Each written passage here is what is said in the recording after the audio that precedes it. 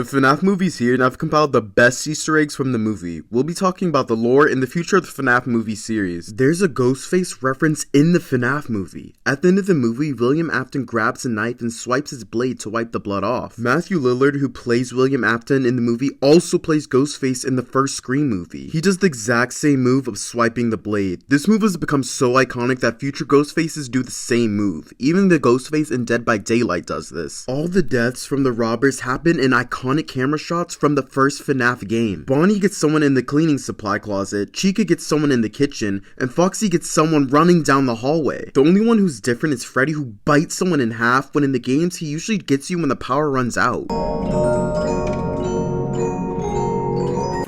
A lot of people think the bite Freddy does is a reference to FNAF 4, where a crying child gets bitten in a similar way. We got a Sparky the dog reference in the movie. Sparky was originally a hoax in the first game. He was from a fake screenshot. Looks like he's canon now, as we see Sparky the dog, and a restaurant in the movie is called Sparky's. Matt Pat is a waiter that works at the restaurant. He's one of the reasons why the game is so popular, talking about theories. That's why he says it's just a theory. If you look closely, his name in the movie is Ness, which is a reference to his controversial theory that Sans from Undertale was Ness from Earthbound. Ella from the FNAF books is in the movie. Ella was originally an animatronic doll built by Henry for his daughter. In the movie, she was a spring-locked suit that almost ended Abby. Looking at her design, I don't know why anyone would want her as a doll. Abby hiding from Foxy in the arcade is a direct reference to the FNAF book, The Silver Eyes. Also, when Afton is spring-locked, he's dragged away from the animatronics, which is also a callback to Silver Eyes. At the end of the movie, a voice spells out, "Come find me."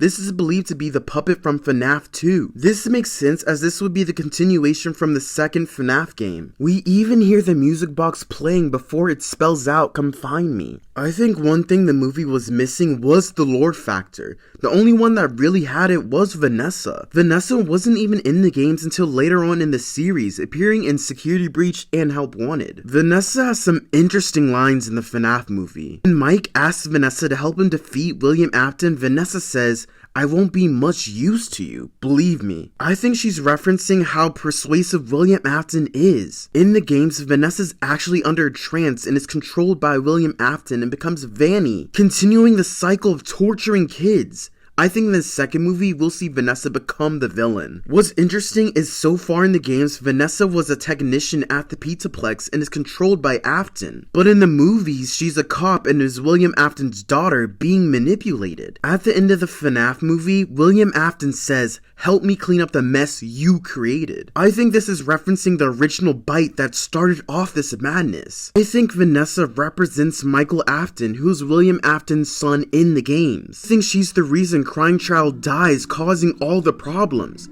In the game, Crying Child was bitten by an animatronic. In the game FNAF 4, we find out he was forcibly put in the mouth of an animatronic. I think in the movie, Vanessa is the reason this happens. This will make sense as to why William Afton says, "Help me clean up the mess you started." I think in the second or third movie, we'll find out Mike, Abby, and Garrett are related to Henry, the co-creator of the Fazbear brand with William Afton. I think in the second movie, we're going to see Mike's family in a way more important role than we think. It would explain why William Afton went all the way to Nebraska to get a kid. The way he reacted to Mike's last name was very telling. He paused and his whole demeanor changed. I think this is because William Afton realized Mike is the son of his ex-business partner, and now he wants to get even more revenge. It was originally revealed if the FNAF movie does well, it will get a trilogy. The director of the FNAF movie recently had this to say: "We're definitely excited to keep making more movies in this world. We would probably focus on tying the second one into the second game, and so on." There's so much more to talk about. If you're a new FNAF fan, make sure to follow because we have a lot more FNAF to talk about. I'll see you guys in the next one. Peace out.